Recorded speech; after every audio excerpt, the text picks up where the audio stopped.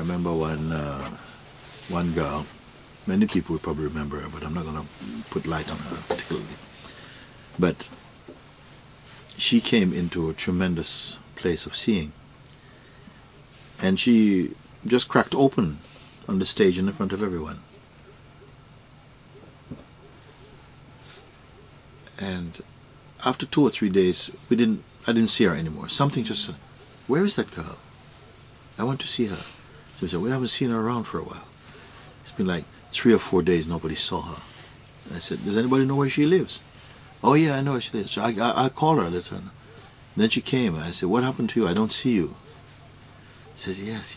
She came. Yes. After satsang outside. Yes. Well, you know, Mooji, it's an amazing thing happened now. Because then I went up to Arunachala. I was up there and I met this man, this being, she says. I met this being. And he seems completely awake. And it just happened, like we just met. And then we kind of just been spending a lot of time together, and you know, it's kind of like I fell in love with this being. And then I was saying, you know, how can I just have 2 gurus in my head? How is it possible that is?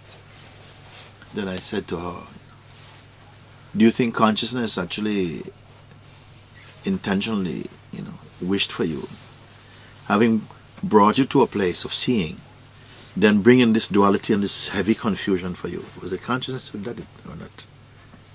You see? Because somehow secretly, something inside you, maybe a vasana, some deep tendency, is that you need to, you need someone. You always need somebody. And so this is the ace up the sleeve of the mind. It feels like this. Yeah, you see, is, you know, now I met a living being who has fallen in love with me just at the time when I'm coming into freedom. Oh, wonderful. What a beautiful ending. And I know who this character is also. He's always on the prowl. You understand? And then somehow I said, but you have thrown it away.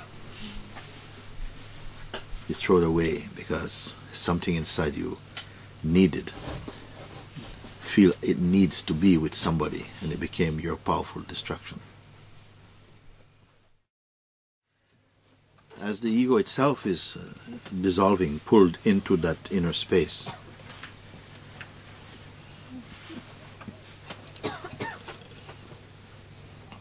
some trauma is coming up for it. And the greatest rescue for the ego is a relationship. Oh my God, I thought I was finished. Somebody actually loves me. You know? And boom, boom, there you go, you know, into the sunset on your white horse. And we will not see you, not around here, not for a while. And so many times this has happened. So many times. I feel for me it was the biggest challenge I ever had, this relationship thing, always, because there is, well, maybe it's also a conditioning that you have this belief that if you find the right partner, the rest of your life will be, you're just in love and everything is great and fantastic and beautiful and flowers and everything. And I many times I fell into this, yeah, I followed this idea, you know, this notion that, or even hypnotized myself that when I fell in love, this was the right person now finally for the rest of my life. What is it that needs that? You should look into it. Yes. Because it's not to do really with love. It really is some fake fantasy that really pulls you again into the bush. And when you're sufficiently confused, it will release you again to wonder about bumping into trees because you miss your chance. It's what happened for many people. And we needn't limit it to, you know, romantic relationships. That's just one of the great rivers. But in many things it comes. Whatever it will take, whatever is your weakest link, if you want to say this, it will come through this door, through this way. Something to entice your mind to go again, to look for this way out. This way out. This is why great is the one who transcends all these things. Because no one needs to boast about it. Because it can come, and when it's present, it is flowing in your veins. And with such remarkable intimacy that you don't even question it. You enter that drunken state.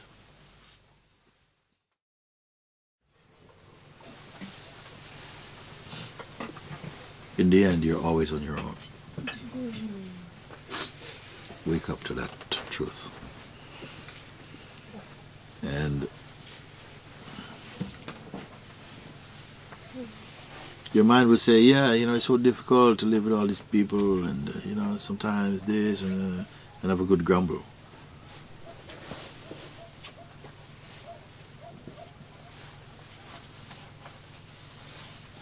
But wherever life places your farm, there's nothing like an automatic failure anywhere in you. Except if you give in to that type of mentality, to go back to that old way of thinking and so on. And it's always, seems that life is always on the verge of this kind of chaos.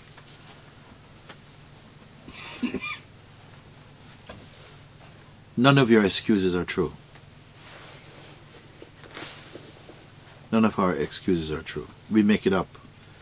Something inside decide, I don't want to do it. And it will find a way out from this. It's life. Consciousness does not suffer. But you, the one who imagine yourself to be the one who goes or comes, that will suffer.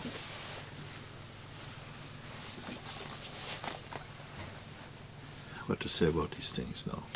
I really loved when you said the other day, there was this Japanese girl here, and you said, man is made for God and woman is made for God. For me, this was really such a profound truth, because and also in when you speak about this aloneness, no, I had this very deep experience and this deep knowing one day when I looked inside and I saw this, that I'm completely alone, and at the beginning I felt so scared, and it really terrified me to see this aloneness. But at the end, when you get comfortable with that, it's so beautiful when you just let yourself fall in that and you really realize it is the biggest truth. Yes, the mind is afraid of this aloneness, because it paints the picture of a person which is a very limited thing, vulnerable thing, alone as a person. But the true aloneness is that you are alone as everything, as the totality somehow. Anyway, this sharing and support in a relationship, I feel it's very beautiful also. Yes. I am coming to that. Even though I am alone, like you said. I am coming to that. There are beautiful examples. For me, it doesn't feel like it's it feels like something old that's somehow in the very DNA of this body-mind, because I actually enjoy being alone, and when I'm in a relationship I'm always wanting to be giving my space like this, and so I can see this, but it's like it really feels like when you speak about vasanas that it's something that's just there and it's old and it somehow needs to be burned, and I don't know how that burning happens. Yeah, it seems to get in the way of real love, really. Yes. I mean, this is not an anti-relationship talk or something, because it is possible, of course. We see the evidence of that.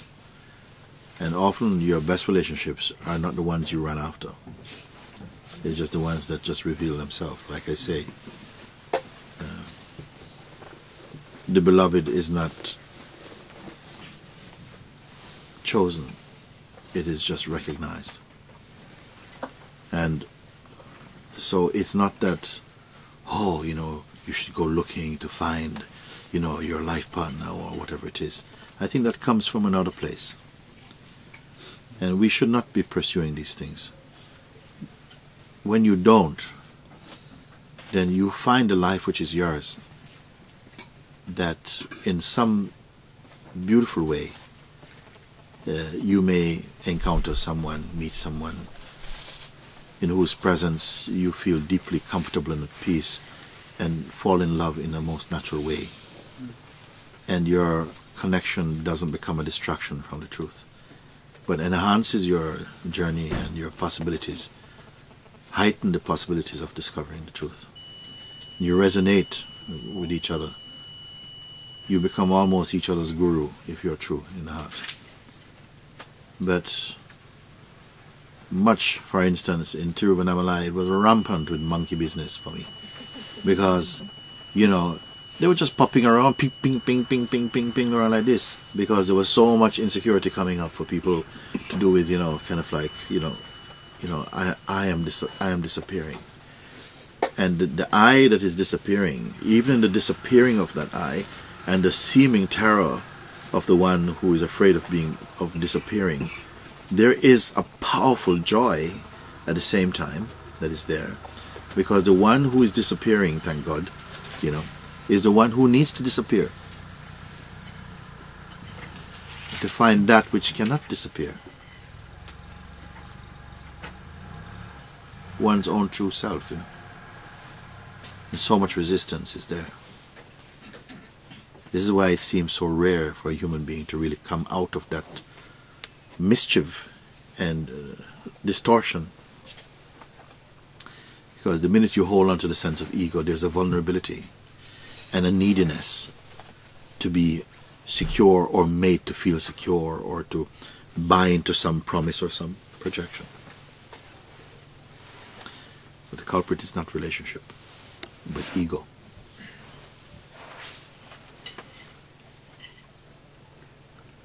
Romantic relationships are just an exquisite way of exposing some things which other relationships are not able to do, because they really heighten and expose the deeper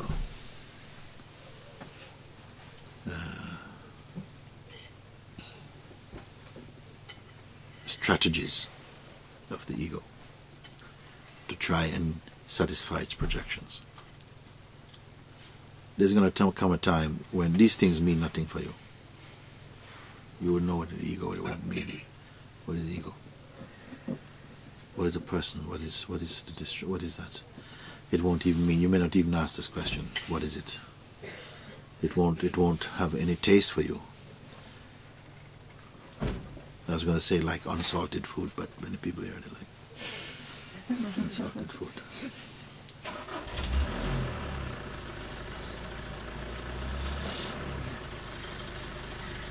But let's not go and fall into the relationship trap. It's not just about relationship. Unless you're talking about a relationship in the wider sense, which is our interactions with this universe, inside this universe. And everything boils down to, you know, Romeo and Juliet. It's just things to do with the little tricks that goes on inside the head when you become obsessed with an identity which is not real. And how it pulls your attention away from that unique and auspicious discovery. The most powerful destruction comes into play.